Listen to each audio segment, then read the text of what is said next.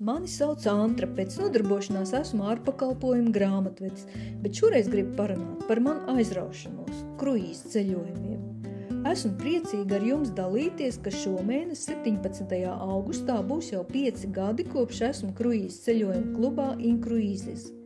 Atceroties šo laiku pirms 5 gadiem, atmiņās redzu baltu, skaistu kuģi, ko ieraudzīju savā vīzijā. Toreiz man tas likās kā sapnis, kuram pati varbūt iekšēji pilnībā vēl nenoticēju, bet tomēr šī vēlēšanās, lai tas piepildītos, bija lielāka nekā manas šaubas. Un es nolēmu riskēt. Par to es sev esmu ļoti, ļoti pateicīga. Protams, vislielākā pateicība par to Ingai un Ilgvaram, kas man pastāstīja par šādu iespēju. Viņu ieguldījumu kluba attīstībā Latvijā nevar izteikt vārdos.